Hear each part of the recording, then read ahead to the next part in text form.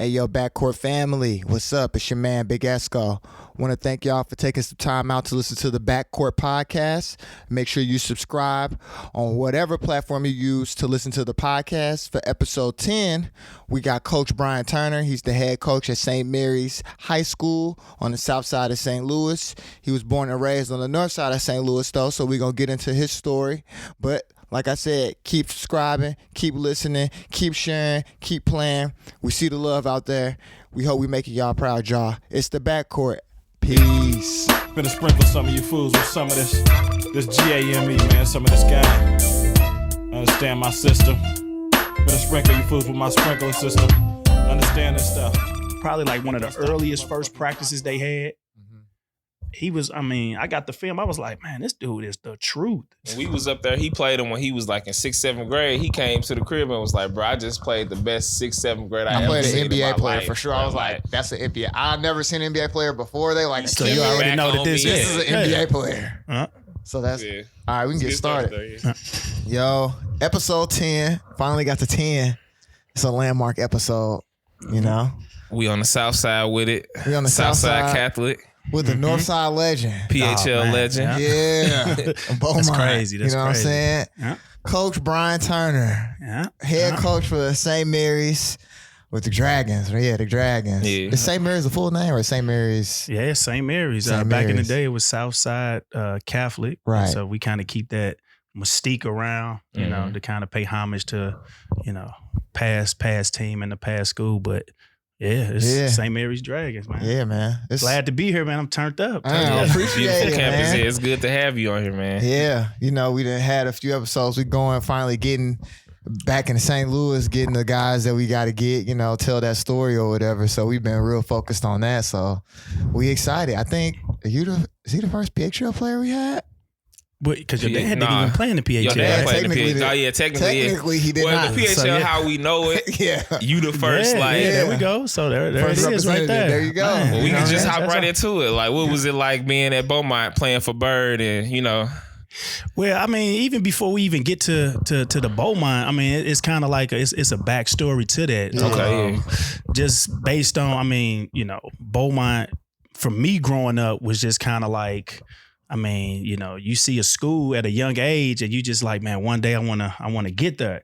I grew up on Prairie and Ashland, you know, big family, grandmother, grandfather in the house, you know, and I'm a product of the not just PHL, but St. Louis public schools like Farragut, Williams, like all of that is just like, you know, and it's, and so it's just like, it's big, you know, we were big on community and I just think, just hearing the stories of like my uncles, you know, playing back in the day, it was like that sense of once you get to high school, like you got to represent. And to be honest, I didn't start playing basketball until late. Like it was like, you know, I didn't grow up, you know, had a basketball in the crib and all that type of stuff. Was late? Like what age? I probably say like 6th grade, you know. So when people say, you know, legend and all of that, it was because I played in the neighborhood so much around older guys, and I think that was one of the big things I think your dad was talking about, just like we always played guys older than us. And so you know, in middle school, elementary, like just always being around older kids playing just, and not just basketball, but just like, you know, flag football, killer man, running the streets, just doing a lot of mischievous stuff before, you know, I kind of, you know, it woke up and I said, man, I may need to start playing basketball. Cause like, I mean, just growing up Saturday morning cartoons, like I wanted to be a wrestler, you know what I mean? Just, you know, just the, you know, Who's your favorite wrestler growing up? I mean, all of them, man. I remember like WrestleMania 4, WrestleMania 5, you know, Hulk Hogan, Hulkamaniac. So, you know, just that entertainment part of just, you know, of sport, just kind of like, you know, honed into me. And so when I go outside, I just feel larger than life around folks doing certain things. And, I didn't really start playing basketball until like, you know, around the neighborhood, you know, and that's the difference in today's communities now. At every school, it was a basketball hoop, and every playground, like it was nothing for you to go outside and see a rim and can shoot on it and hoop. You know what I mean? Right. And so, you know, that's what we just did when we were young. And went to the boys clubs in the summertime, Herbert Hoover, Matthew Dickey, and kind of hung out around there. Still didn't know really what I wanted to get into. Right. Coaches were asking, am I coming out for football? Am I coming out for this? And I'm just like, just a kid with really no direction, single parent household. With my mom, she worked, all the time. So I spent all of my time in my, grandparents' house. And so, you hear the stories, like I said, from my uncles about, my uncles were, they played sports and they did this. And then you got to look at the backdrop of where we lived on Ashland. Beaumont was just right there. So it was just nothing to just be on the football field constantly, be in the playground constantly. And so now all of a sudden you start seeing other kids come outside and the first thing they do, they go right to the basketball hoop. So I go right over there, start hooping, picking it up. And then before you know it, it was just like, we played bucket to start off. You know what I mean? And the 32? The 32, right? Yeah. And so just having that sense of, all right, man, what's this game we playing? All right, and all right, you gotta play this after you score, you shoot a free throw, you do. So I'm like, oh, okay. So right then and there, I'm just like, okay, if I want to play and want to get out there, you got to be aggressive. So that's the first thing you got to do. If you want the ball, you got to go get the ball. You got to be a rebound. You got to get rebounds. So actually, when I first started playing, my uncles then was like, man, who you need to look at when you start playing. Why? And this was probably like around, I'll probably say the 90, 91, the Pistons, the Bad Boys. He's like, man, watch Dennis Rodman. Watch how many rebounds he get. And so right then, I started to get, real intrigued about stats. Yeah. So it was nothing for me to, my grandparents get the morning paper. So I get the paper, flip through the stats. And back then, you can see all of the stats. And so one thing that always stood out with me is Rodman, 17, 18 rebounds, 20 rebounds. 20. Yeah. So I'm like, man, like this dude, like, you know what I'm saying? Like this dude is. And so as I started watching the game more, everybody was, they love Jordan. I'm just like, man, I want to be like Rodman. You know what I'm saying? Watch how many rebounds I can get. Yeah. And was you a big kid? Like, was you grow early or? For my age, everybody thought I was older than what I was. So if I'm like, I say 10 or 11, I'm hanging around 13, 14-year-olds. Okay. And like the same size as them, competing with them, doing everything. So I never forget too, I had a classmate and Justin Hughes, and we were classmates, and he had a team, and I just always remember, at lunchtime, recess time, he'd be out knocking jumpers down. I'm like, oh man, who you play for? How you learn how to? And in my mind at that age, I'm thinking that once you play on the team, they're gonna teach you how to play basketball. So I'm like, man, this dude got a nice jumper, knocking shots down. Man, I need to get on the team. Mm-hmm.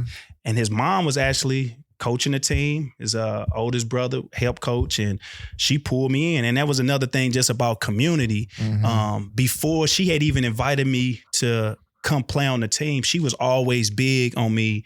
Am I getting book reports done? Am I reading every summer? How many books you read? Mm-hmm. And she was like, old school, parent that was just like, you got to know about your history. And she used to take us on trips up to the Julius Davis Library. Okay. Shout out to Julius Davis. This is Black History Month. Yeah, exactly. And so actually the first Julia Davis that was on Natural Bridge, before it got moved on Newstead, it was a small branch that we used to always just go to. And, she was just, real big on us. She's just learning our history, knowing, basically having a sense of pride. So that's one thing that always stayed with me, even just growing up. So that's why I always wanted to, have a sense of, damn, where did we come from? If I'm going to play for this school, what were the records? What were the things? So even before I even went to Beaumont, I knew pretty much all the history of the people who came before me, and so that was one thing that I always was striving for, is trying to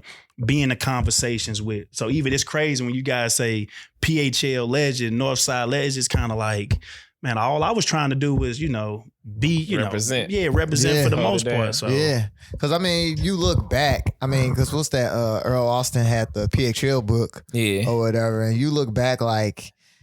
You had a period of time, like when my dad was talking about, like the 70s, the 80s, guys was really going to college because it was just easier. I feel like just because it was less basketball players in the world and it was less organized during that time, so it wasn't as monopolized. Like you said, by the time in terms of the AAU circuit, by the time, like you said, by the mid 90s, shoot, Kobe's going to the NBA. Like Basketball, prep, high school basketball is completely different. Yeah, but I think they always were getting kids out of high school. It just could you compete at that level? Like you got to think, you got Daryl Dawkins, Moses Malone, like all them guys came out of high school. You know, and it was just kind of like, could you compete at that level? You know, and it was like, you know, the monetary value back then wasn't like, you know, how it is now to where it's just kind of like, you know, before you even plan on even having a child, you know, you getting with the right mate to see how tall she is, how, you know, how this is before you even go. And it's funny because, you know, me and my wife, we had to do this as far as, you know, before you even plan something out.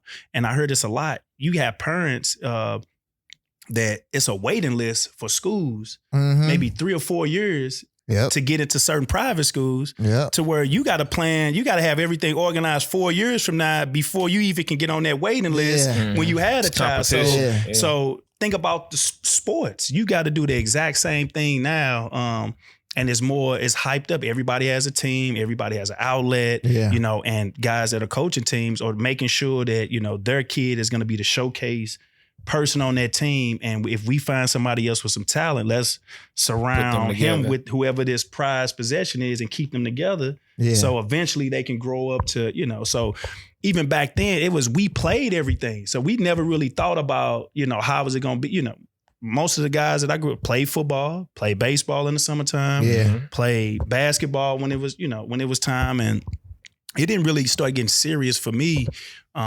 Shout out to Pee Wee Leonard, you know, right after, like I said, Miss Pipes, when she introduced me to the game as far as organized sports in like, you know, 5th and 6th grade, I started playing all year round, not knowing what I was getting into. It was just kind of like, nobody told me that, all right, this was the time that the season would start.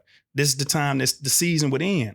When I started in November, December, I played all the way into school start. Because next thing I know, it was they're going to have a tryout for an AAU team next week. Come to the tryout. So in my head, I'm thinking that this group that I'm with playing regular season, everybody go to the tryout when, you know, they announce it. And from that, you know, I get picked up. And it was and crazy as it is, it was the start of the Eagles program. The Eagles organization. So that's when they started. But it was already I think at that time they had, shout out to Coach Gray, rest in peace. They had already started the Eagles organization with the older guys. And they just had maybe one team with like, you know, Claggett and all those guys. So that was probably like the first class and they were just 17U. But then we had a you know, 11, 12-year-old team that was being started from like the boys club that they were going to kind of, you know, get started and bring up. And so, you know, I got introduced to that and, you know, started playing. Coach Leonard, Coach Pee Wee was the coach. And, you know, that was just, man, great being around those guys. And when you think about it, that's like, a legend right there. Yeah, you in the midst of being around legends and greatness. And at that time, you don't even know that this is an incubator for later on that this man is going to touch pretty much every pro that came out of St. Louis. He didn't have a hand on developing and being a part of. So, we were, you know, 11, 12 getting involved in that. And we played all year round. And, I didn't know what I was getting myself into, but I started just having a knack for it, you know. What years were you at Beaumont? So I got to Beaumont 96. So 96, graduated in 2000. And, the crazy thing about the Beaumont situation was, you know, you grow up in, like I said, in middle school and indirectly people would come around and even talk to my mom about me going to certain high schools. And, and in my head, all of my buddies that I played with, these are the guys I want to continue to play with. So I never forget, we had a guy in our neighborhood, LaShawn Washington. We called him Baby Jordan. It was the first time I seen man, I mean, like he was Kobe. Oh, he was Kobe before Kobe, Jordan before. Like it was like we called him Baby Jordan for a reason because he was one of the only guys that would always get picked up when the grown people would go out there and play. And you know, Fairground, and even back when Beaumont was going on, you know, they wouldn't let anybody on the court. And it's like it was a time where the older guys would get out there, and we're gonna run, you know, 3-on-3, 4-on-4, and only the older guys are gonna play. And he would always get picked up. and would bust. Like, y'all sitting there watching them. Like, oh man, I remember one time my mom, she was dropping me off at up to Beaumont, and I was like, Mom, just watch for a second, watch how he play. And I'm talking about he dunking, windmill. He would do the we call it fairground. No, this was at Beaumont. This was at the back. Okay. Beaumont used to have a court up there. It was actually the parking lot across from the Chinese place over there. Yeah, right. So all of the, and I think them used to have the rims. Yeah, you can still see the poles still in the ground, but it was hoops on all of those. Yeah. And this guy used to, we used to call it the Harold Miner. He used to cock it between his legs and dunk. And so I'm like, man, one day, man, we're gonna play together. And so leading up into 8th grade and going back to what I was saying, I would always play with older guys.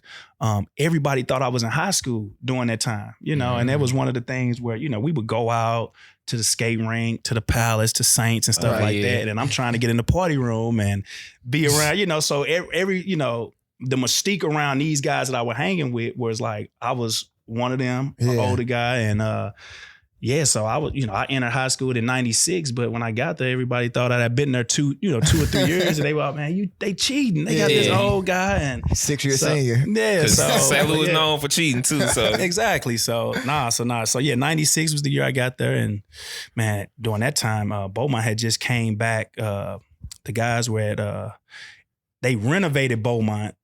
Okay. So Beaumont, it was called Beaumont McKinley. So they actually moved Beaumont to the McKinley school for like the 95 school year. Wow. Yeah. Was it empty? Do you remember? Because we went to McKinley as the middle school. Okay. But I know it had transitioned from the high school to the middle school. So Probably I feel like during a that few time. of those years, like, because it wasn't a McKinley high school. Yeah, it was a McKinley high school. I'm saying like in the 90s. I don't think Yeah, it when they was. stopped it. When did they? So when did they stop?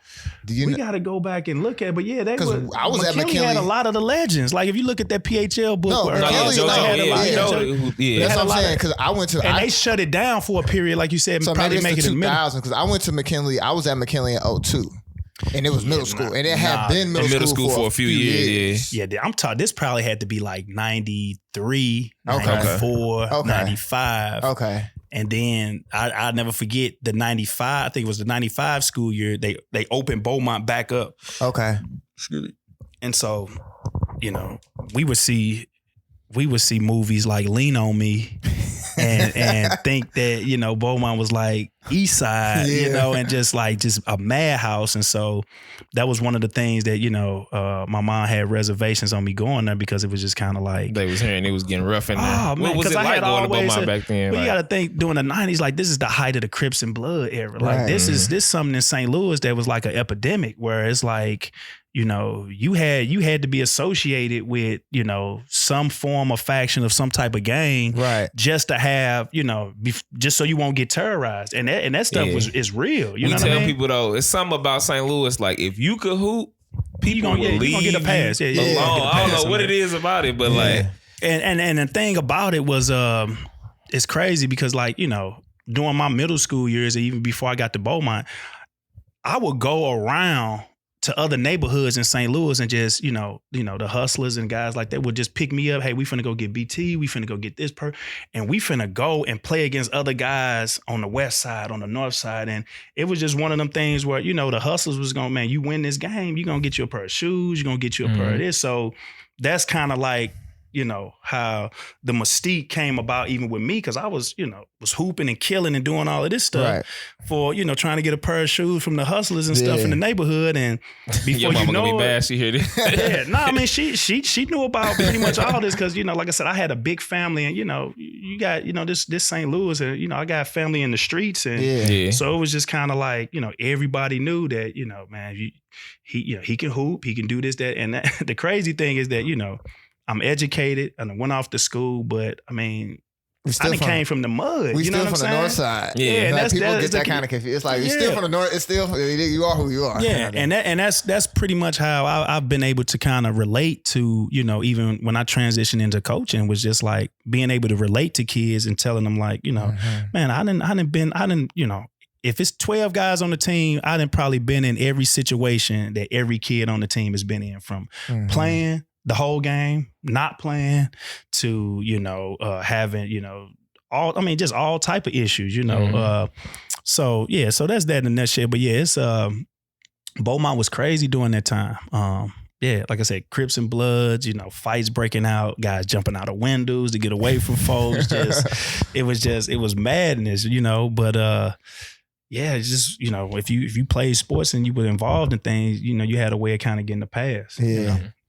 Yeah, I kind of around that time you was in high school or whatever. Like that's the time where I started becoming aware of St. Louis basketball and just how it was then. Like I spent a lot of time around the V. So I used to see them teams and be able to go to the practices or whatever and see Coach Irons work. So a lot of people don't realize how, I think they starting to see now, but St. Louis has a real rich basketball culture and we just a different type of hooper here. Like you could have a team, nobody 6 feet, and we'll go out there and blow y'all out pressing and doing type of, you know, so. Yeah, it's crazy. No doubt. Yeah. And even that, I give credit to the way that some of the way we play now, going back to Pee Wee Leonard, you know what I mean? You got to think about his teams at Central, and I'm pretty much, if you know, you go and do research on this, but they had a team that probably averaged like 115 points a game. That Pee Wee was the point guard on with no 3-point line. They was running. But they were pressing, getting up and down, and so that coach eventually coached my coach in high school. So it was just kind of like a system and a type of way of playing. Was Bird real good? Yeah, Bird was like you got to think about, man, like. That's before my time, so I care about it, but I don't know. You know what I'm saying? Think of like Magic. How Magic kind of changed the game, and then all of a sudden you got 6'9", 6'8" point guards. You know what I'm saying? Bird was like a 6'6" point guard.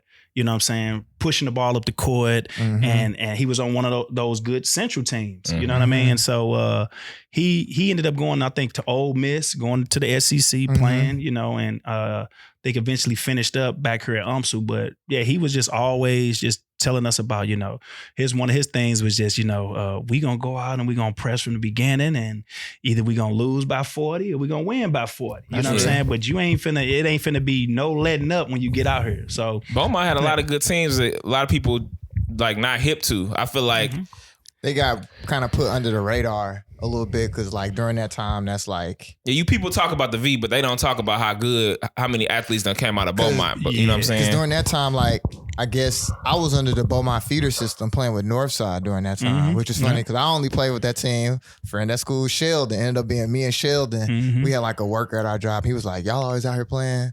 Y'all need to play on the team." And then it ended up being Northside. Shout out to Sheldon too. I ended up playing with all of them or whatever. So it was like you said, it's like people don't really trip off of it because by the time we got to high school, Beaumont was in his last years, technically. The end of an era. Technically in his last years or whatever. So it just was like, it kind of get forgotten because people, Sumner got all the, you know what I'm saying? The lore. Everybody went there and then Soldan, but. Yeah, with first Beaumont, it was an all-white school back in like the 50s and 60s. And then you got to think that those teams, Beaumont might have been the first team, and my history might be off a little bit, but one of the first teams to three-peat in the state of Missouri.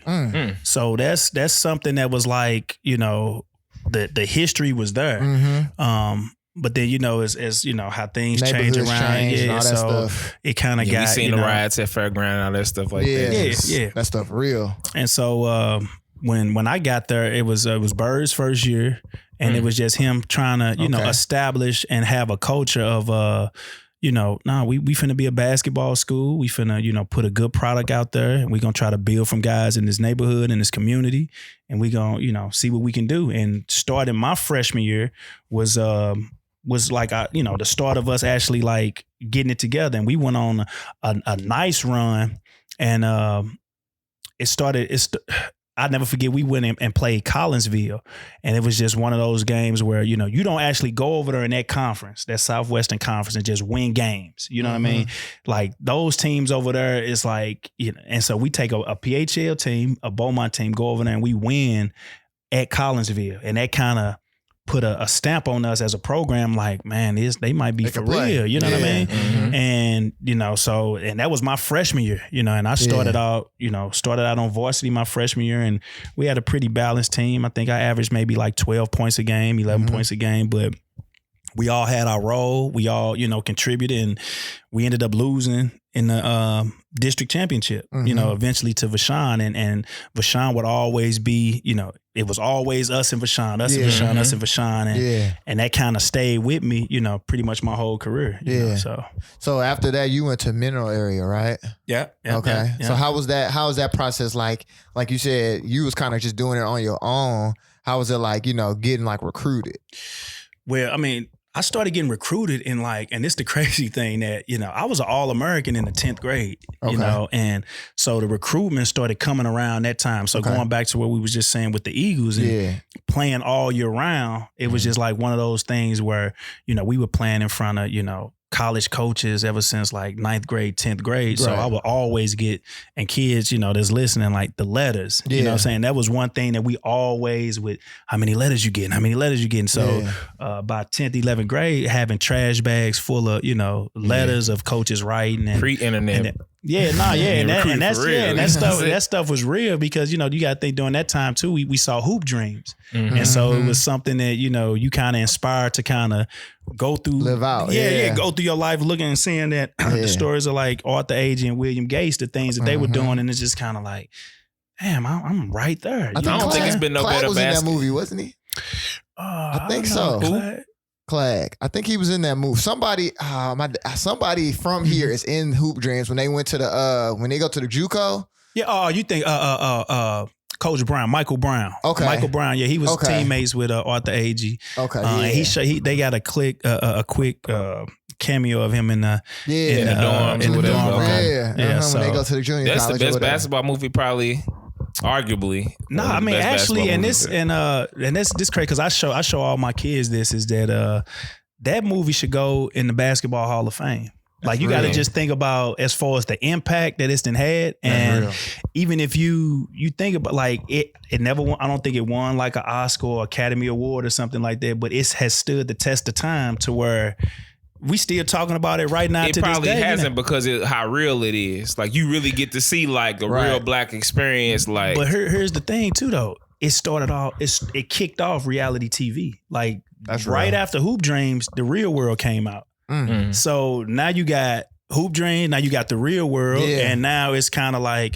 Yeah, we can set a camera up in the real lives of people and see what we can get out of it, you know. So that kicked it off. And so that's why I'm like, whoever in charge of that Hoop Dream should be in the Basketball Hall of Fame, We're putting it out there. BT said it first. Yeah, Hoop Dreams to the Hall of Fame. I like that. Yeah. So Mineral area was a nice experience. But like going through being recruited, and this is something that I tell the kids all the time is that you have to take care of business in the classroom.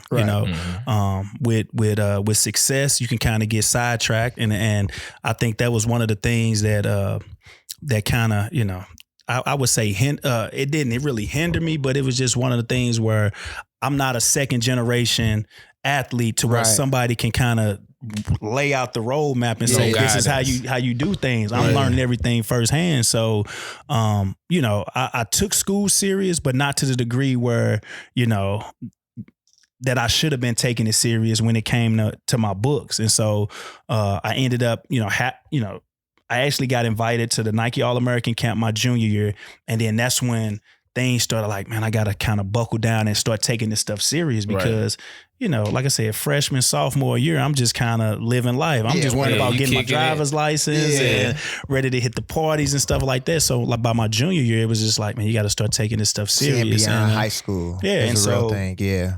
Like I said, being recruited and then not making the test scores. And so it was just kind of like the next best thing was, and I'll never forget this, Coach Chad Mills, who was the assistant coach at Mineral area.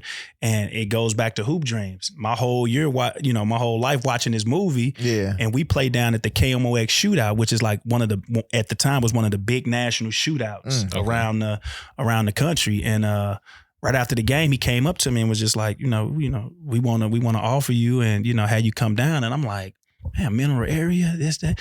So I'm like, man, where do I sign up? You know what I mean? And so I ended up going down there, and that was my, transition into, small town USA, being away from like the big city. And now this is kind of like your job. Like you gotta focus, man, you gotta get serious. And the thing that I tell guys about junior college is that a lot of the guys that you're gonna play with, they only thinking about, I'm only here for 1 or 2 years. I'm finna get it. I can care about team camaraderie, about winning this, and I'm finna get my numbers up, and we about to move on, you know. And so I played that year and kind of underperformed because, you know, I averaged almost like 20 something, like my whole career at Beaumont. Yeah. And now all of a sudden, you know, I got to transition and learn how to be a complete team player. And if I want to get those looks, all of the coaches and the schools want to see me play point. You know, can you transition to be a true point guard? Yeah. So that first year was like me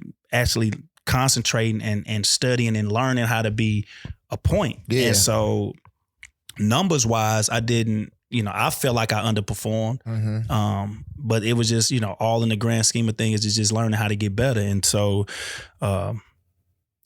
after my freshman year, I'll never forget, I was at a roadblock because you got to think, like, having all this attention in the city. And that's what I feel a lot of the guys and the kids that, you know, if you have pitfalls in life, it's, you know, you judge by how you get up from those things, you know? And so you can't never, you know, if you getting praised your whole life, and that's the hardest thing is having these kids coming from middle school to trying to coach them in high school, where you've been the best player on your middle school team, practicing twice a week. Now we're asking you to practice almost 6 days a week, you know, train all year round, you know, break film down, do all of that stuff that colleges do. Can you do that, you know, without getting, you know, discouraged that you're not performing in a certain way? So I was at a roadblock at the end of my freshman year, and, you know, I was on the verge of just saying, man, let me just come back home and get a job. You know what I mean? And my mom was just like, you know, stop wasting those people's time down there. If you're gonna come here. And, you know, we had guys in my neighborhood that summer was just like, you know, crazy. People getting shot and killed and stuff. And I'm like, I don't want to be one of those victims. Let me just start taking this stuff serious. And so I went back and actually got invited to a JUCO camp, and coming out of that JUCO camp being ranked like one of the top guards in the country. Okay. And my sophomore year was just like, you know, me putting up numbers and trying to, you know, win, and then also trying to, you know, show folks that, you know, I can still play this game. Yeah. And then ended up getting a scholarship to, you know, SIU Carbondale, which kind of like, you know, it changed my life. So, So I'm going to jump back real quick. When you went to the Nike camp, who else was there? Yeah, because that's big going to. But the crazy part was that I went to the Nike. I went to the first. So they have in St. Louis, they had the Elite 100. So I was part of the first class of the Nike Elite 100. Okay. That first the year when I was a sophomore. Okay. And it was in San Diego, California, and it was Tyson Chandler, Luke Rittenauer, and I actually was on the team with this guy Luke Rittenauer, who ended up going to Oregon, playing in the league for a long time, and. That transition into my junior year opened my eyes, because it's like another basketball movie for folks that are listening, and go and watch the movie The Pistol. All right, it's a movie about Pistol Pete. Okay, and it just show you like he was like obsessive about the game, kind of like Kobe in a way, where it's just kind of like he was like a basketball savant, like a nerd to a degree. That's all he did. His dad was on him though too, wasn't he? Yeah. Like, so, but going back to when, you know, me being around that camp, I started to see like other basketball savants, like people taking the game serious. And I'll never forget me getting on the airplane, and I see Luke Rittenauer, and he got the ball up under his arm. He got it on the plane with him. He got it at the lunch table. It showed you it's another level that you ain't really. Like, dude, I never trained. Like, you know what I'm saying? I just played basketball my whole life. I never took it serious to where I'm training. Like how people have trainers and shooting coaches. Man, bucket and let's hoop. You know what I'm saying? Just like outside. Come on, y'all finna. Man, when play. I got to the Nike camp, I'm thinking that, man, we finna give me the shoes out the box. Let's rip them open. Let's put them on. Let's play. And they like, nah, you finna go to this seminar, media class, this class. And I'm like, man, what is this? So this when you realize the game 90% mental. Oh, you know, like, and you gotta prepare. You gotta prepare yourself, you know, and that right there was just like like basically preparing you to be a professional. You know what I mean? And so when they have these camps and these symposiums at a young age, they are teaching you how to be a pro. And if you can do it from 12, 13, 14, then you can do it well into your 20s and your 30s. So they preparing you how serious is that person that's getting that opportunity? That's and a big thing we talk about a lot is being a pro. Like sometimes you could be so talented that they'll be like, fuck it, let him go ahead and just do what he gonna do. Yeah. But then we see people get older, like we was talking about J.R. Smith and certain people. Yeah. When he get judged because in his 20s, he wasn't showing up to the plane on time or doing certain things. So now when you 33, it's like, you know what, bro? Never mind. You could be out the league, whereas Luke Ridnour might not have been as good as JR at 33, but he's starting. He goes on to practice. Or you a backup now these next 5 years. But he's going to be a serviceable pro. Think about somebody like a Fred VanVleet, you know. But going back to what we was just talking about in the Nike camp, so like Luke Ridnour, Tyson Chandler was, you know, they were saying he could have left. Tyson's still in the league. Yeah, still Tyson in the league. Still in the league. Oh So that's my class. Zach Randolph, Darius Miles, DeJuan Wagner, Jared Jeffries. I'm trying to think of some other guys. I love hearing Darius Miles talk about past tense. He a big person that could speak on like the professionalism. Another person that, like you said, coming from the East Side, you adjust into all of this stuff that's going on. He had a real good article that came out about a year or two ago. Yeah, where he was talking about his mama and his personal life. You see the product on the court, you don't always understand. Like, we first generation people, we from the North Side, we from the East Side. We not used to just, like I said, we sitting there right now. This is not my high school experience. Beaumont would have loved, it would have been a world of difference if you could sit at Beaumont and we could be looking out through the window with refreshments. You know what I'm saying? So it's amazing that kids, they don't realize the jump that you making. So some of these kids, where other kids, like you said, since preschool, they got their name in the lottery already or got everything put together. That's what I meant when I was saying, like, you did it by yourself. Yeah. Like, you literally just was, like you said, Luke, I'm sure somebody was, it was an uncle or grand, somebody was just like, this is what we're going to do. This is what you can at least expect. Right. You don't even know what to expect. Like you said, it's hard to no make resources. a wrong left and it'd be over. It's hella different being like, from being on Natural Bridge and just being Luke Ridnour. I'm sure growing up, and y'all in the same place. Yeah, and the crazy thing about it was, you know, like I said, it opened my eyes, and then so now I come back with a sense of, oh, okay, so this is what you got to do. So urgency. Yeah, so now let me put my strength shoes on. Let me run the park. Let me try to, you know, take this game serious. You know what I mean? And so then I got invited to like I said, the big camp the next year, which was like a kind of like a milestone. And like I've always been a stats guy, like a milestone guy, looking at the history that's came before me and seeing. You know, where could I find my place in? And it brought me nothing but joy, even to get to a point where you can pull up a Streets and Smith magazine, see your name in the back of it, and as one of the top players in the country, and you grab another magazine and you see these things. And so my first thing is, who at the top of the list? Let me look and see what are they doing? How much they averaging? Who did they just play against? So now I got to try to get to that place by working hard. So that was like my drive was just kind of like, you know, seeing the guys that, you know, who on a list higher than me and try to striving for that top spot. And so that's what I got from leaving those camps and being around those guys. And I kind of took that with me pretty much everywhere I went, was just kind of like studying the game. Like you got to study all aspects of it. I don't know anybody that works on, you know, Wall Street that, you know, don't check the stock market. Don't check like if whatever industry you're trying to go into, you should know that industry in and out, regardless of, you know, it shouldn't be any hurdles in your way to, I mean, information is free. So go back and dig up and find things and see, you know, and that was one of the things even during high school, was just, you know, knowing where did I have to go in order to get the knowledge from folks. So if it's a connection between Pee Wee Leonard and Bird Hamilton, or Jody Bailey and Floyd Irons and these people, like, let me be around, you know, those circles and kind of get that rub a little bit to get that information from them guys. So were you the best? Were you the best player in the PHL your senior year? Nah, the crazy thing about the PHL, and I mean, you know, people don't really talk about it. With Shelton? Who else was in 2000 class? Yeah, so Joe was kind of like my, you know, if we always say Barry Sanders to Emmitt Smith. You know what I mean? So, you know, Joe was on that stage the same time I was on that stage, and me and Joe started playing ball. You know, I remember Joe in the 5th and 6th grade, you know, one of the first kids that I seen take the ball through his legs and behind his back. And I'm like, who is this guy, man? You know, and, you know, and then the crazy part, and we battled all, you know, during middle school. And it was just kind of like one of them things where, you know, like that was my brother, like always looking to, man, what he doing, what, you know, what they on. And so he ended up playing for Vashon his freshman year, and I played for Beaumont. And like I said, every year he would kind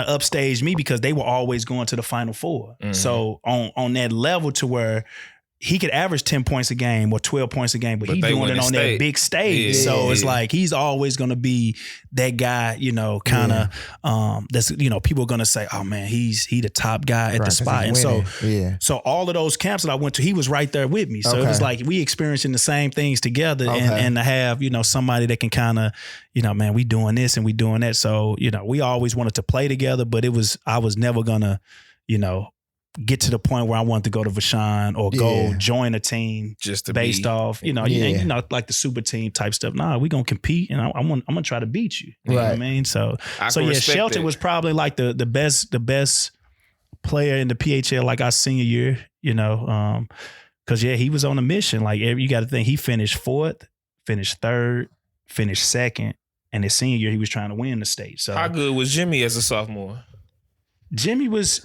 It was Jimmy and Nick Kern that they had a loaded squad. Lorenzo Gordon, like all those guys were guys that we played together in the summertime. And Jimmy, you can kind of see that he had skills. He was rangy, long, and once you see his build as far as like a guy 6'4", 6'5", long arms, he's made to play basketball. Yeah, you know what I mean? Like it's certain guys that you see that's like, that's a basketball player right there. And so you saw that, his my last year there that he was gonna merge as one of the top players to come out. Yeah. I remember watching Jimmy McKinney playing with Mizzou on TV, and I would be like, that at that time, that was like the craziest thing to me. It was just like, dang, I see him in St. Louis. Now he on TV. And I didn't know, I think Quinn Snyder was that coach then, I think. Yeah. Quinn Snyder. The crazy thing about me and Jimmy played against each other in high school and in the NCAA tournament. Oh, that's tough. Wow. Yeah, we ended up losing to Mizzou my junior year in the NCAA tournament. What's that like, man? Talk about going to the tournament. Like how did that feel? You dream about that your whole life. Okay. SIU. Yeah, so no, SIU, the year before I got there, they had made a tournament run and ended up going to the Sweet 16. And earlier that year, I had committed to them. And so I'm following them, and they had a lot of the guys that I played summer ball with, that I grew up with. And I was like, this is the school I'm going to go to. And, we going basically, they call it the St. Louis Salukis because it was so many guys that were on our Eagles team. Was Faulkner on that team? Faulkner, but Faulkner was he was a red shirt freshman my senior year. Okay. But Darren Brooks, Kent Williams, Stetson Hairston, and then we had a couple other guys that were from the Chicago area, Indianapolis area, Sly and Jermaine, and it was something to going into a program to where man, these guys are serious, they winners, and when people say they want championships, it's the grind. That it's that joy that you get when you actually win a championship, but you think back to all of the stuff that you had to put yourself through. You know what I mean? All them suicides.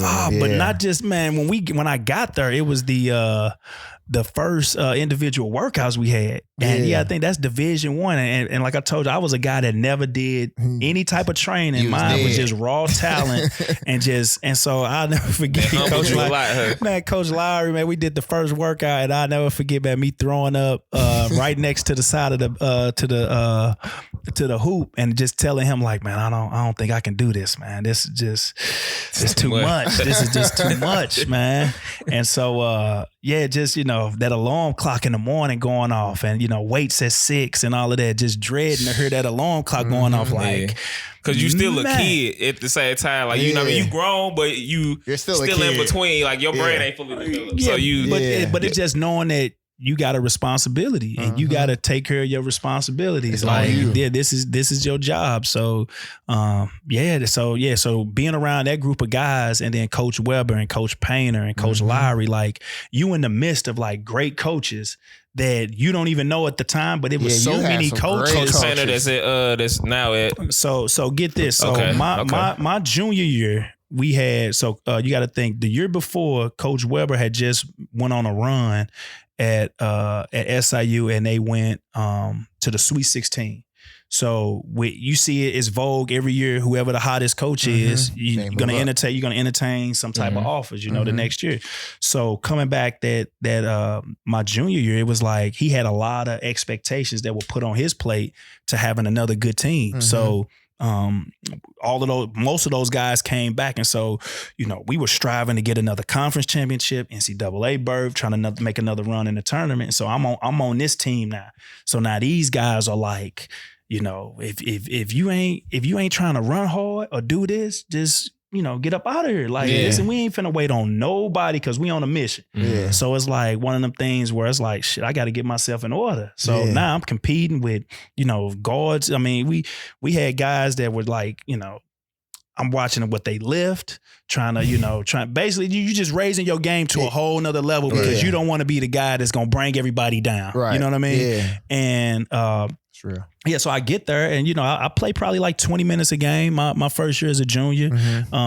Spot up jumpers, certain things that is just kind of like, I'm a system guy. This system is known for doing these things. You're gonna play hard defense. You're gonna give it all you got till your tongue fall out your mouth for about 4 minutes. You're gonna get subbed out and then you're gonna turn back around, do it again. So we had a thing called floor burn you. You gonna get floor burns, cherries, also.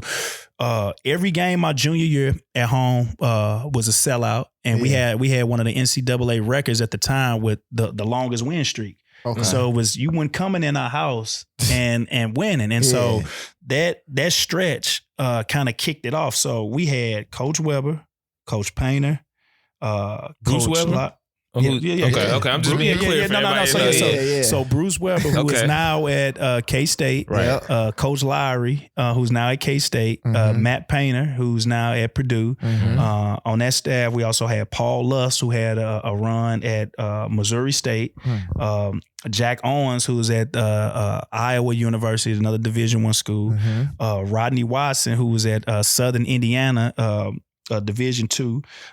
He was on that staff, and then it was just a lot of just knowledge. And so, and when people say about Lowry had his own run with SIU too for a minute, by itself. So Coach Weber, we have a nice run my junior year.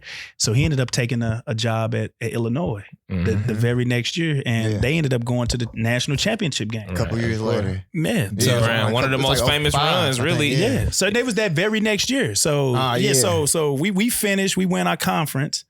We lose in the first round to Mizzou. And he actually was in St. Louis. I remember that say 04. So he take a job at Illinois. Now we get Coach Painter, who's at Purdue, and we set a conference record for the most wins. And we ended up making another NCAA run, winning our conference. And man, that just, those were the glory years. And then you can just kind of see that from there, we had so much steam build up. Yeah.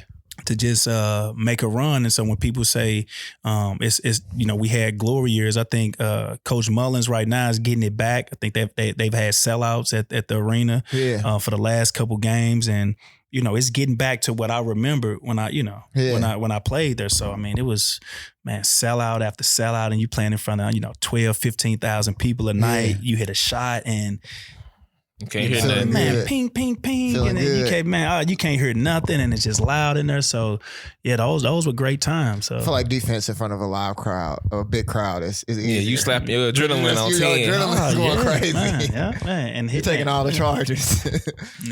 So how was it? So what was it like playing in the tournament? You know what I'm saying? Like, because you see like the media coverage for the tournament, plus everybody that they gotta feel like being a kid on Christmas or something, like you work your whole life and you see these the tournament moments, the buzzer beaters, one shining moment, the one voice, the Luther Vandross one shot, so all of that stuff was great, and then you get the police escort to the arena, and it's like as soon as you get there, it's just like it's on a whole nother level, and we played in the old RCA Dome. So that's a thing that people don't realize with just the I think the national championship game, it's always played at a dome. Mm-hmm. And so you don't really understand the depth perception of how it shoot. It's basically like shooting outside. Yeah. And so you was in your element a little bit, huh? yeah, but it was just like, I mean, Different. but you playing in a dome, The like, lights, you know what I mean? And on everything a so huge big. stage like that. And On a platform, basically. yeah,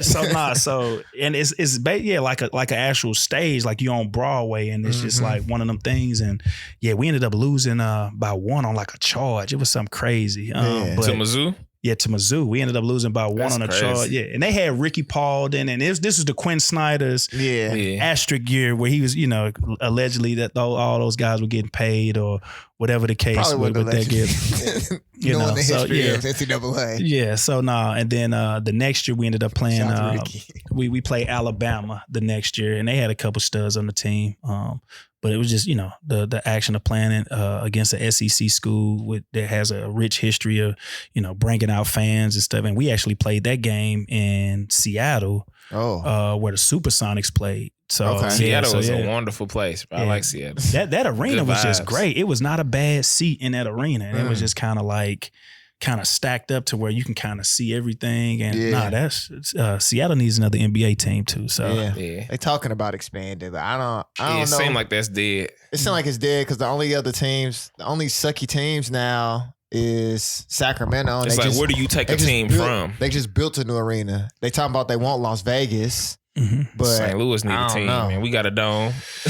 we got a dome. That ain't gonna. Maybe we might be dead for they get Memphis team. was a chance, but now Ja Morant kind of didn't revitalize Yeah. the whole franchise. So it's like it's gonna be hard for them to pluck Memphis out of there now. Like you said, we might just add a couple more teams. Like basketball is just too good now. You gotta have some more. yeah, man. But who gonna play them extra games? Who gonna play them extra games? But I don't think them owners want to share that money. It's Yeah, like true. one of They those not. things. They Why not. would I Pie. bring somebody else in and we gotta share this? And Nah, we they gonna could keep it make right the D there. League better, but they not gonna do that either. So It's college. I think I'm a proponent that they just need to go ahead and stop the one and done and just go to the G League and hoop because it's just like they wasting time. Like, but they not televising it. You know what I'm saying? it's You not only be a few people like what's the kid every year that would go do that. Jalen Lick or LaCoy. Jalen What's- McCoy, yeah. He going crazy in the D League right now, What's but my it's boy like from Simeon? Taylor and Tucker. Taylor Horton Tucker. Taylor Horton Tucker. He going crazy. It's like a whole bunch of dudes that He just was going like, back and forth though. one and done. He already got drafted. Jalen Lick was out of high school. He ain't got get drafted? drafted, did he? He Oh, did. he got a two-way. It's a second round pick for the Okay. Suns. So that's what I'm saying. It's only every It's year. really It's only a marketing. few guys that would be even in that chance to just go from high school to go to the. If he was in college right now, he'd be famous. That's the difference. yeah, We know who he is because we really follow hoops and stuff. But if he was doing them dunks that he doing in the league, in D League, if he was doing that at wherever he was at, yeah, he'd be on ESPN all night. Yeah, I just think when it comes to just evaluating talent, it's kind of hard, and a lot of these executives and a lot of these schools they get tricked with thinking that they know the player that they're getting, Mhm. and I think that's one of the reasons why you see it becomes a bad product that get put out there when they make bad decisions, when the executives on those NBA teams make bad decisions on drafting a kid that is not really built for the long haul in this. And so they get tricked, and then they get mad that they didn't invest in either a draft pick or something in somebody that didn't pan out. And then they want to cry foul for, we need to change the rules. Well, you shouldn't have drafted it's a like- 17-year-old kid that's just playing against high school kids. right. What'd you And, expect? So Yeah, they don't got the eye test themselves, and they get mad because they making bad decisions instead of hiring the right people to really make sure. And it's all analytics now. So it's like you paying somebody to observe a kid based on some analytics, and that ain't what it's all about. yeah, and you like you said that some folks are you're not passing the eye test and just seeing if this guy can really play. Yeah. And you maybe only seen him once or twice, and then you judging stuff off analytics and these high Highlights, profile highlights. camps. Now people Well, going viral. Yeah, and it's easy to trick folks, and now they want to cry foul if they get tricked. Yeah. But it's just kind of like, Out of all them European, we can't even name all the European dudes that they didn't pick before, dudes that they didn't watch play on TV for 4 years and do all this other stuff. And then never mind, I'm going to stay in Yugoslavia or whatever. Yeah. And then you be looking crazy and it be like, But it happened on all levels because we was even talking about this with Yuri. Like he proved last year that he was the best guard in the state, in my opinion. By even taking y'all to state from which I had before to where he carried y'all. You know what I'm saying? Right, yeah. So But a lot of people would have looked more to, like Rio or other people who have more high profile, more followers and what have you.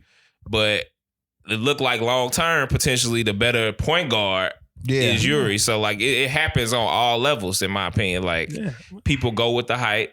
Yeah. And then they lose out. Yeah. And like you said, they get upset by getting tricked because, it was all hype and you did, you couldn't see past all of the hype and the chatter and everything that surrounds someone to actually just looking at just raw skill and just seeing if this, I saw from day one, I never forget the first time I saw that kid Yuri play, I had to tell Coach Lee, it's just like, man, why are we not on this kid right here? This kid is, he got it. Look at him right now, like, got the handle, got the court vision, and it was just like certain stuff you can't teach. And it just, he had it. And like I said, when I saw him, I was just like, nah, this kid has it. And you just watch him. I mean, what people don't realize, like that kid, man, worked his butt off. And when he didn't get the call ups or, invited to the camps or the rankings and certain things like that, it just, I think it kind of sat with him in the back of his head. This was just like, I'm going to go even harder. You know what I mean? And I watched this kid for 4 years. I mean, not miss any. As coaches, we put stuff out on a calendar and say, look, if you guys do this, that, and the third, all the way up until this point, we can have some success. And hit the 4 years he was here, never missed anything. I mean, anything we had going on, never missed. And this kid probably he's played so many AAU games. And on top of that, never missed anything that, from the high school point. So that speaks to his character, that speaks to, his family and him. And, he has it in his head, like, look, this is what I want to do and I'm finna work on it. He got an old school game to me. Like he a winner. People get caught up in, like you said, the stats. They get caught up in the highlights. There's a lot of highlight guards out here now. Whereas like when I go to the game, I want to see who the best quarterback out there from a point guard's perspective. And I see that with him. Like when it come down big moments, even take it back to the game y'all beat the V his junior year. We watched that game on the stream and I could see like he got a different level of heart when it come down to it in moments like, nah, give me that. We finna win. So I'm out here. You know what I mean? Not even his freshman year. We actually played Vashon his freshman year at Vashon, and I think that was his coming out party because folks really didn't know, who he was and what he could do. And he made freshman mistakes. I mean, because you got to think he was 14 years old playing on that stage, but at the same time, it was just like, you can just say he had no fear, and I think that game he probably had a lot of turnovers, but he had a lot of like highlights of just like doing things to where it was just kind of like making basketball plays. Yeah, and I knew once he started playing at a higher level, people could catch up to that type of stuff, and it's just when we talked about always playing with older guys, you playing at a high school level or playing with a certain level to where you might throw a no-look pass. It's the right play to make. It's the right pass to make, but the kid may not catch it. Right. Or he might not, so you're going to get that. Career. Yeah, you're going to get that turnover, but at the same time, people who are watching the game know like that was a good play. Yeah, that was the right play to make, or when he's seeing things that you may not, see at that time, I'll never forget it was one game and I show guys the highlight where he took the ball and I show it to you, but he took the ball and in full stride, man, an overhead bounce pass to a kid. And it was like right on the money. And the kid caught it and dunked it. And that was his sophomore year. And I just knew from that, I was like, man, this kid's special. So yeah. How did you make the transition into coaching? Yeah, because I'm starting to I feel like I'm getting the itch, like, man, I need to do this too. Like, so how did it hit you? Like, well, it was I never had aspirations of coaching, just playing, and I think that was kind of like, my stubbornness. And, even when we talk about kids to this day, when we talk about entitlement, and I go back to just college as far as, I'm looking at certain things that I shouldn't really be concerning myself with. And I never forget me having phone calls with like older people that, kind of had my back and they were just like, man, play the game because you love to play the game. Don't associate the game with any type of monetary value to it. Because once you start thinking on the money side, then, I mean, we see it in music. Once somebody doing it for the love of it, they making hit after hit after hit after hit. The moment you get caught up in how much money I'm getting, how many points, residuals and all of that, you lose that. That's the spirit for the music. For the music. So the same thing with sport and basketball. Once you start thinking like, man, I want to go to the league to make this amount of money, you want to go to the league to play at the highest level against the best people around. You know what I mean? Not even associating money with it. And the rest is just fall into place for you. Yeah. And so I had years, you know, after I graduated that I was just kind of like in limbo. Do I want to have a professional career playing overseas and sacrificing so much of starting from the bottom all over again, working like a low entry job pretty much and grinding it? And me looking at, man, you know, it's folks out here making money. You know, I'm looking at the, you know, the Luke Rittenhours and these guys getting drafted. Why am I not on that? So it was kind of a resentment on my part to where it's like, you know, what am I doing wrong? So I just, you know, I'll never forget I got asked to come back and come talk to guys at Northside, you know, back at Beaumont. And it was just like, you know, leaving college and coming back to high school, the game is so much faster at the higher level to where when you seeing stuff at the high school level, you just like, man, this game is slow. You know what I mean? It's like your thought process is just slow. So I was able to articulate the game so much that, you know, my coach was just like, man, why don't you just come back and just help out and coach, you know? And I could have easily came back, you know, how we see certain guys that are like, you know, I only want to come back if I'm the head coach, you know, man, I put so much, you know, time into this school. So no, I started off as a, you know, JV assistant, you know, moved up to JV coach, then varsity assistant. So it's like I paid my dues. And so when we get to a point where I'm at like a St. Mary's and, you know, we making, you know, championship runs and I'm coaching Division I play, people don't understand that it was a process and, you know, me, you know, basically teaching the game to kids that probably don't have aspirations of playing in college or in the NBA. And I'm up here trying to teach these guys that have so much on their plate. And we talking about at-risk youth, the where it's just like I started having that passion and that love for just trying to be a big brother to these guys and just letting them know, like, look, if you want to play and you want to play basketball in college, I'm going to teach you how to get there, you know? So I'm going to be a sponge, soak up all of this information that I'm going to give you and let's see what we can go from there. And so it just went from there to where I started helping out at Northside, helping out at Beaumont, and started just falling in love with just doing it. You know what I mean? And, you know, we used to have the, you know, you see the sunshine van, the sunshine coach van going to pick up all of the kids, you know, trying to be the coach that the coach that I wanted to be. And, you know, you don't have a ride or your parents, all right, here, jump in the van. We finna go to the gym. And I was still in shape to where people like, damn man, why you not playing in the league? Why you not? Because my game was still good. So it was like, I just left from playing high level basketball to playing pickup at the park. This jumper finna be wet. Yeah, of course I'm finna kill you. And so they looking at that. And so from there, it just became something like, they start believing in you more. They're like, oh you know what you're talking about. I seen you play. Right. And so it's like the coaching part. And I always tell guys, man, I'm not a coach that just picked up a book and started reading a book to tell you how to coach. Like, oh, okay. Nah, set this pick this way, jump stop this way, you know, pass the ball this way, and I can actually physically go out there and do it. It just became a better draw. And then like that's always something that I had in the back of my mind when I coached is that I want to be a physical coach in order to get out there and do it. You know what I mean? So it was a easy transition. And like I said, we had some good teams at Beaumont because I actually went back and gave back, you know, and that's how I looked at it. It was like, man, just if I had this type of coach when I was in high school, man, I'd be at a whole nother level. So I started just instilling in the kids that, you know, it's all about preparation. You got to be prepared. And that's what I got, that I drew from all of my great coaches, that you got to be prepared, you know? Yeah.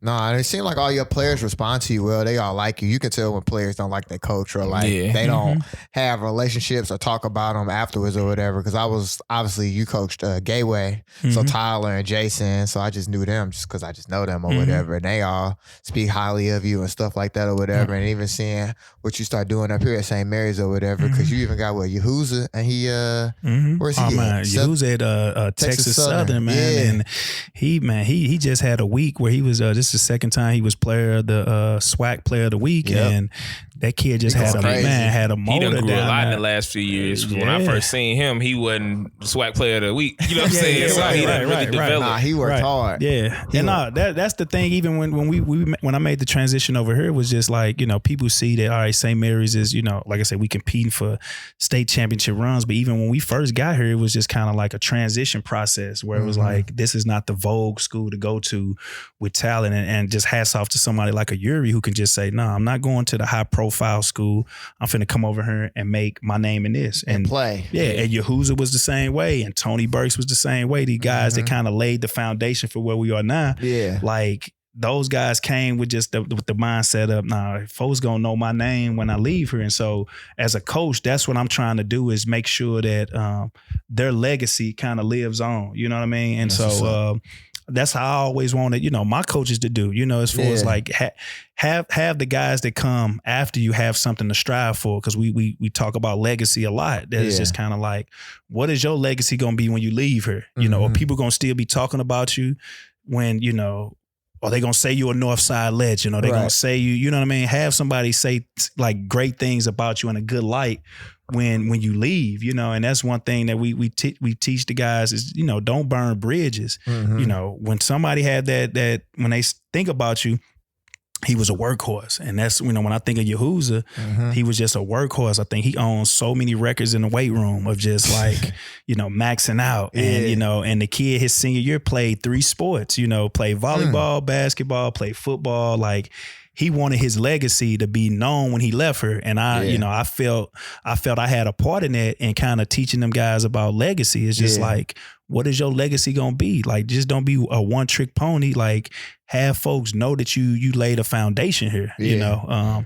I felt like I did that, you know, at Gateway too. And even with just, I try to tell the guys, like, I'm not their friend, like, but at the same time, I want to be able to, how can I put it? Like, don't look at me, and you see a lot of where parents try to be their kid's friend. Yeah. It's like, let me be your coach. You know what I mean? And some folks don't have like life coaches or OGs that they can kind of go to where it's like, where can I get this information from somebody who actually went through this and can kind of tell me where they went wrong and different things like that. So that's what I just try to be to the guys. Like, look, man, this is where I messed up at. And so I tell people about, you know, if you in college and a coach offers you a GA job and you want to stay close to the game, jump right into it. You know, that's a way to not leave the game because you want to continue to play. And I felt like that's something that I messed up on.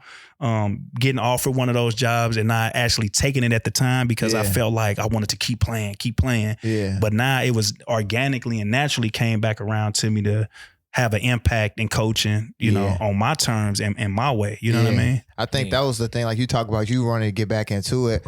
I know for sure if I wasn't living in Chicago, I would be, because I ended up turning down a GA job with the women's program at Mizzou because I was like, I want to rap. Yeah, I'm not finna I'm just not finna, because I take basketball too serious. So I was like, if I do this, I'm done with all this other stuff. So I might as well go ahead and say, I don't know what this path gonna lead me to. I know what's gonna happen if I go down this path. Right. So I wanted to take the unknown path or whatever. But even doing this now, we had to find our own ways. It's a love. You bring it back to it. Yeah. And you can't deny it. And it is, and you doing it out of the sense of like I listened to all the episodes, and you can hear the passion in it, you know what I mean? And you would do it for free, even if it's nothing that was attached to it.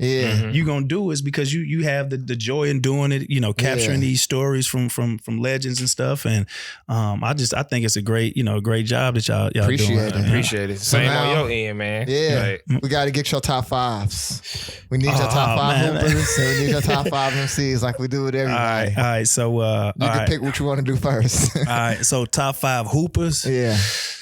Oh man, I think the legends. I mean, you got to go with, you know, you can't miss when it, you know, the Jordans. I'm gonna go Jordan. I kind of want a St. Louis list, bro. You want a St. Louis list? Low key, because it's like everybody could do a NBA but list. But you our first real like St. Louis baller we done had. You know what I'm saying? Like, I kind of want a St. Louis list because you got a history. Yeah.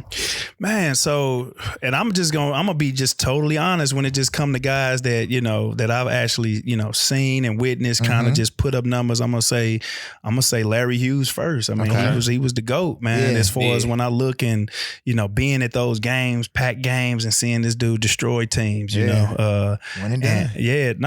One and done.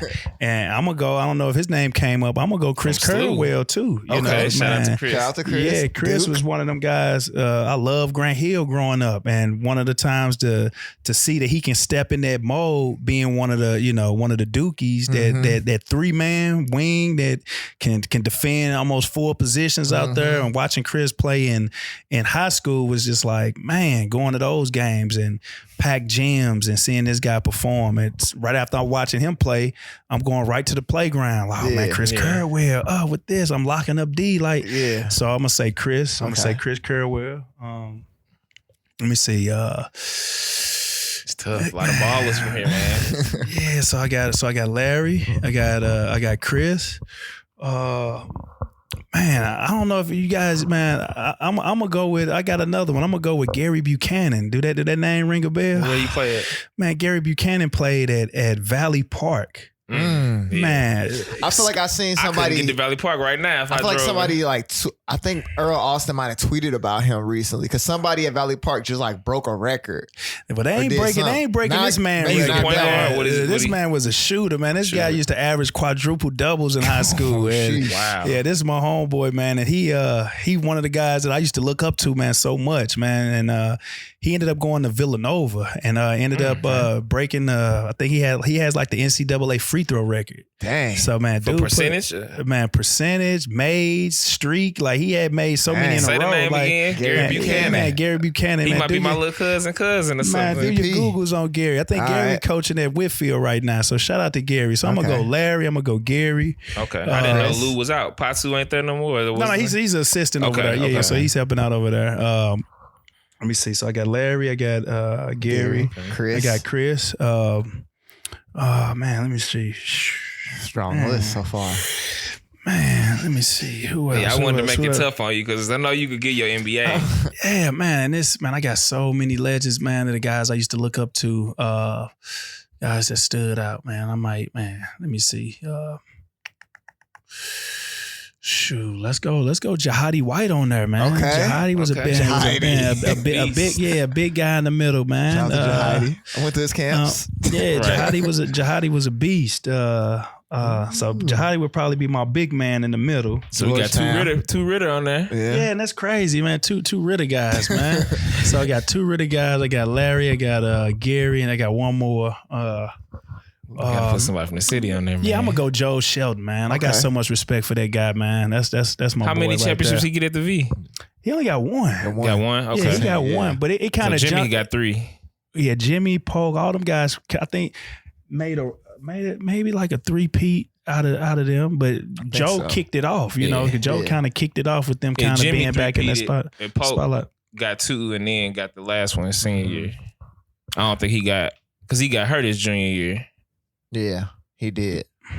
But either way, yeah. So Joe, Gary, Larry, Chris, and Jahadi. Okay. Man, that's a legends list right there, man. That's a good team on the floor. You got your shooter, you got your point guard, you got your 7-footer. Them my guys right there, man. That's pretty good. Oh man, so you say MCs? Okay, MCs. Yeah, top 5. Man, I give a lot of slack to a lot of my kids. I mess with them, but I'm gonna go one. I probably know nobody's picked him, but I just feel like, man, he the GOAT, man. Man, E40, man. Shout out to E40, man. Okay, that's my guy right there, E40 man. E40 with his first time being on the list. Man, E40, man. One of them guys, man. And he keep going. He always find a way to just be in the top 40 randomly on somebody saw. Yeah, longevity, man. That's what I'm striving. Yeah, I'm striving for, man. 40 water, man. So I'm gonna go. Yeah, like so I'm gonna go E40. I'm gonna go Ghostface Killer, man. Man, I love some Ghostface, man. Okay. Yeah. Okay. So E40 Ghostface. I'm gonna go Pac, man. Pac was just like, man, can't go wrong with Pac. I like this list. Yeah. And then I'm gonna go. I'm gonna go Nas and I'm gonna go Jay-Z. Okay, that's pretty good. Yeah. It's So real balance. I like that. I like that list. Yeah, I'm gonna go them guys, man, because you got a different variety of guys. I couldn't imagine hooping hooping to some Pac before you know what I'm saying? I was too little. You know what I'm saying? I wasn't like. Man, all eyes on me, man. It's nothing like, man, all eyes on me, man. Yeah, it's like Kanye was cool, but you know what I'm saying? Come on, man. That's a different energy. You about to go bust somebody up listening to All Eyes on Me, man. Jeezy was my go-to because I was in 8th grade when Jeezy came out. I was on my way. I'd never forget. I was on my way to AAU. I was at Flash cousin house. We was in Atlanta, and Jeezy CD had came out that day. And it was like, oh wow, yeah, it's different now. Flash was hella good in middle school, but that boy was cold. Yeah. Yeah, nah, that's he. I remember coaching him and being around him back in the day. He ended up going to Vashon, right? And then Berkeley after that. Yep. Yeah. Him and his little brother. Yeah, Trey ended up staying out there or whatever. But yeah, man. All right. Well, what's next for promote the program, man. We're trying to no promote doubt, the program. So St. Mary's is a Catholic school on the all boys Catholic school on the south side, South St. Louis. Great sports programs. I mean, historically, we've been known to put out good baseball teams, soccer teams. Within the last 5 or 6 years, we've been growing as with a football program, a basketball program, baseball program. Our baseball program finished second 2 years ago at state. Oh, okay. Our football team finished this past year fourth at state. We finished second last year. So yeah, I mean we're up and coming. We're still waiting to get that and then our volleyball team finished second the last 2 years. They've actually won a state championship. Okay. Probably within like the last we'll say 5 years. Okay. Soccer team has the most state championships up here. Okay. But yeah, we striving to get that first basketball state championship inside the gym, and that's something. I got a space already picked out. A space already picked out on the wall that we're gonna put it. So we still trying to get it. We got a real good chance again this year. We lost two to three seniors last year. We got a real young team this year. So I mean we're taking our lumps, but the goal is always still the same. I think we can compete with anybody and try to make a run, and and you know we're still trying to do it. I got, camps in the summertime. So again, we're not just a basketball program to just do things in the when the season starts. I mean, it's pretty much like an all year thing. So I mean, we got, like I said, great facilities, great school, great education here. It's a small school, probably maybe roughly 200 to 300 kids here, all boys, diverse, so anybody looking to come to a small private school, just look us up, and we're going to try to get us some state championships around here. So I've been trying to put the word out for you, because like you said, it's a lot of kids who everybody want to go to CBC, everybody want to go to Shaman. Now, of course, with Jason and them doing what they did, but it's like everybody ain't built for that, and some people need a little more special attention. Because if you're not that guy, you gonna fall to the wayside out there. You might not be able to get them extra reps in the gym. Go somewhere you want to play. Go somewhere you gonna play. Right. That's the biggest thing. Don't get caught up. And like you were saying in high school, what you doing now, what you did in high school is build something for yourself. Yep. Anybody could go to the V and be one of the 30,000 people that don't want a state championship, or not to say it's not special to go there either, but everybody got their own path, and you could be the underdog and win, you know? And be like you said,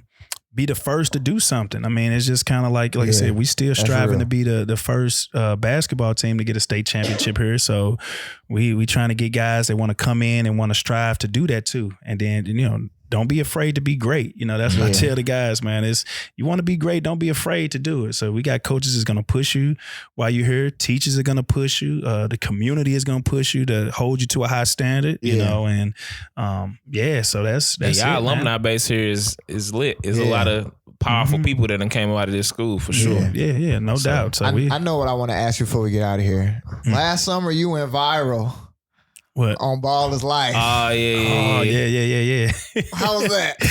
No, that was cool because I had been hearing about these runs that the guys have been having, and you know, I go to like the Y's, and but you know, I got a family. I can't be out here giving 3 hours, 4 hours out of the day to just hoop and all of this, and then I got to get up and go to work. You know what I mean? And I got to still be active and do things. So I just couldn't just, you know, pick up and just play anywhere. Cause you know, you get certain places and guys just want to argue all day. Right. You know, I'm like, man, I'm not trying to do all of that. So, they had been telling me that they had games going on down there. So the first thing that I'm saying, I'm like, all right, so who all down there?